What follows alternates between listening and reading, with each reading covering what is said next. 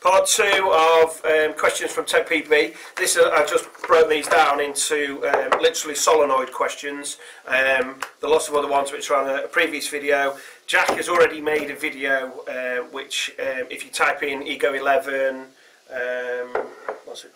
I think if you type in Ego11, there's one of the videos on there which is a breakdown of Jack showing you how the solenoid works. Go to our learning channel. It's got loads of Ego11 videos. Planet Eclipse TV. Yeah, Planet Eclipse TV. Planet Eclipse TV.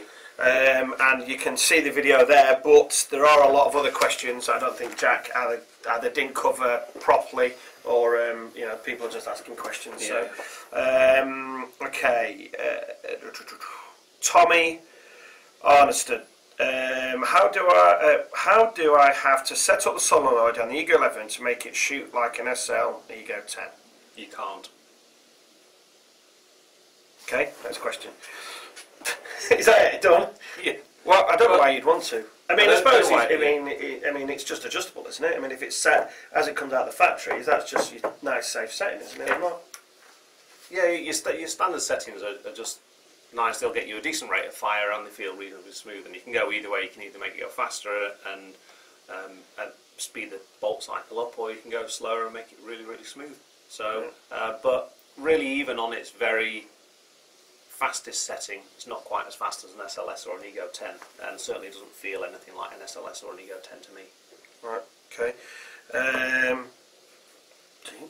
Is that like cycle? Kyle. With a C? Kyle with a C. Oh, no. No. Okay, Kyle. Americans have some Kyle Fry. strange names. Okay, oh, yeah, there you go. Relentless PB7. Okay. He says, I'm looking for a truly reliable marker, and I now own a high-end American-made Poppet whose solenoid crapped out. I've only had it since May. Has the solenoid been found to be rugged and long-lasting? Also, will the Planet Eclipse warranty cover non-user end malfunctions of the Ego's solenoid? Yeah, our warranties have always covered the solenoid, and you know, our warranty is pretty generous, and we don't like to be arseholes about anything. You've got to literally run something over for it not to be covered under our warranty most of the time. Well, no. Okay. If you put a screw through it, like in the old, if you screw it up yourself, and it's clear that you screwed it up, we're not going to cover it. But if it just goes bad on its own, then of course we'd cover it, and we have a really good return policy. We've got great customer support people, so yeah, it would be. The solenoids are really reliable. They're made by a company called Mac in the USA. We test the solenoid. They test that they've had an Ego. This is what they do. They long-term test all the solenoids on the when we first started using their solenoids on the Ego7 in 2006. They put a solenoid on test, and that is still running at the moment at 10 cycles per second. And I think they said it's up to something like 5 billion cycles now. And they stop it periodically every few months, check it for leaks, check it for reaction time, energise, de-energise, and it's still running. So like that IKEA chair. Yeah, okay. Somebody's this is a question that lots of people have sort of asked. This one's from Anthony Tharayel. Yeah, it's a complicated name.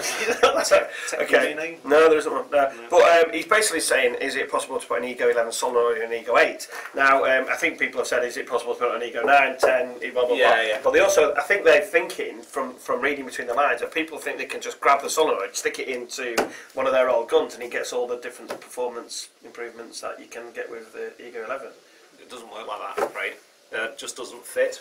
Physically doesn't fit. I mean, if you could find some way of mounting it, then you know it has the required flow it needs to actually drive the ram backwards and forwards and the bolt backwards and forwards. But there's no way to actually mount it. Somebody would have to make a custom manifold, and that in itself can cause issues with the flow in and out. So it's not just a solenoid on its own; it's how the solenoid interacts with all the other components going to and from both the LPR and the ram system. So no, it's not as easy as that. Okay. Jamie Nicholson. I forgot to start my timer. Start it now. Say I were to be changing the solenoid from smooth cycling to fast cycling, back and forth, would the solenoid break down over time? So in other words, if you adjust it a lot, If you sort of, is it going to go looser or blah, blah, blah, blah? No, the actual adjusters in the solenoid, they're the only user-serviceable parts in the solenoid, so you can actually take the adjusters out and replace them. But I mean, there's nothing really to go wrong on them. They're just two cylinders that fit inside the solenoid, and they've got an aperture drilled through the adjusters, and you just open and close that aperture within a cylinder. It's really quite simple and rugged design. There's nothing really to go wrong with it now. He also says, can you do it while the gun's aired up? Yeah, of course you can. Okay. This is from Nick Muzzio. That's Nikolai at TechPB again. We've already done one of his questions. Well, I was jumping in from thingy. Is it a physical adjustment or electronic adjustment? It's a physical adjustment. So it's restricting flows, isn't it? Yeah, you're restricting flow on the exhaust paths of the solenoid. Okay.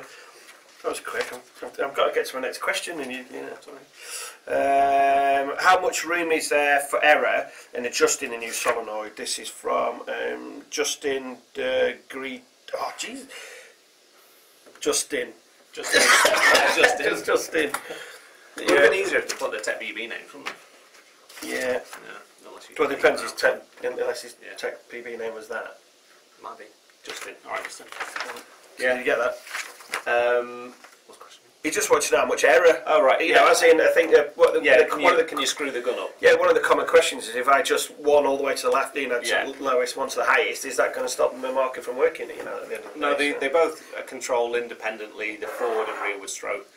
So yeah, on the forward stroke you can adjust it low enough where it'll give you a lower velocity, or lower than the peak velocity that you're aiming for. So you always need, if you're trying to hit 300 feet per second, if you turn it to the fully closed position, you won't be able to get 300 feet per second. You have to be at like a nominal value to get 300 feet per second. And the same on the return stroke. If you want to shoot 12 BPS and you have it shut all the way off, you're probably going to struggle to shoot 12 BPS. You're probably only at 8, 9 or 10 BPS. So yeah, you've got to be sensible with what you're doing. You can't just fully close everything off and going for the smoothest possible shot, because then you won't get a decent rate of fire and you won't get a decent velocity. Well, you can't make it so the gun will never fire. It'll still fire, it just either won't go high enough velocity or won't go fast enough rate of fire. Okay, alright, so you can't screw it up pretty much? No. I mean, there's one of the questions, I'll have to find it so we don't run out of time.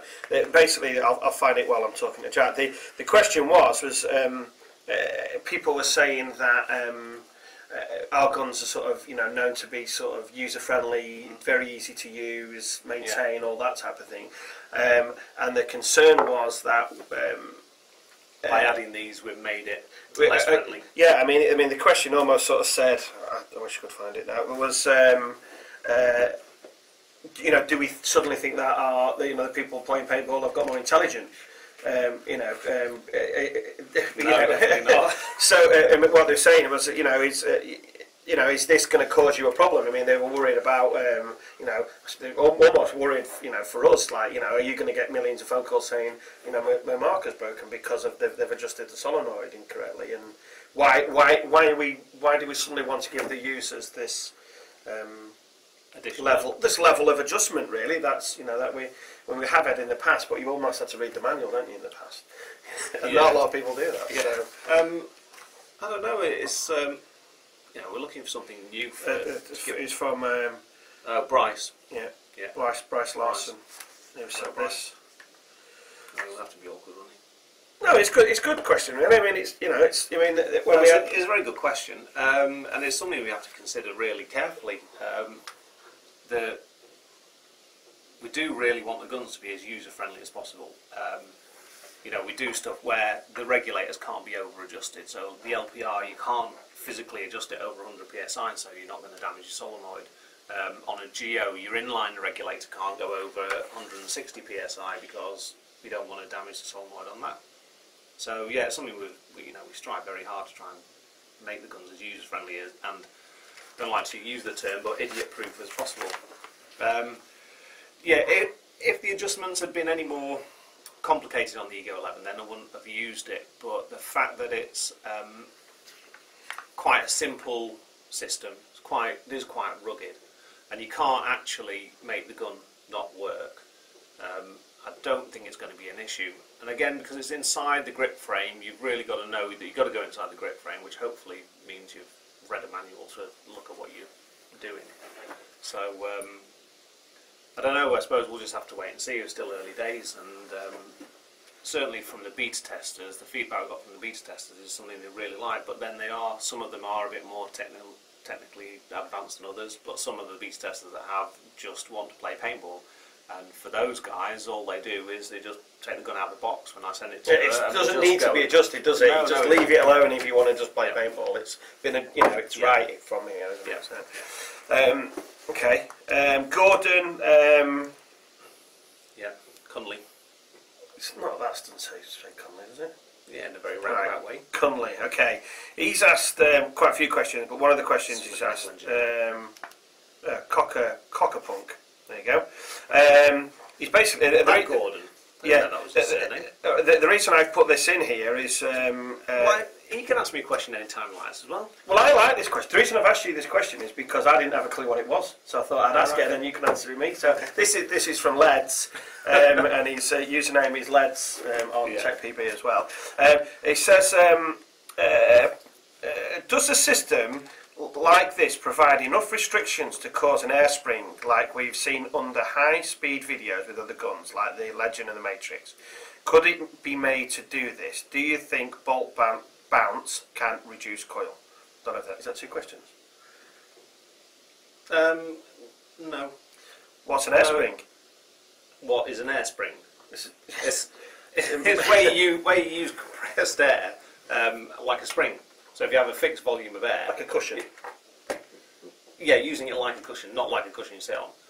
So if you get like a plunger and you block one end of it and you put it down, it springs back on. That's like an air spring. Right. So what he's asking is, can you close it off to mean that as the bolt's coming backwards, I presume he's referring to, that you compress the air at the back and actually get it to slow bolt down? No, you can't. From what we've seen on the traces, you can't actually get any kind of rebound from the air cushion, but you can virtually stall the.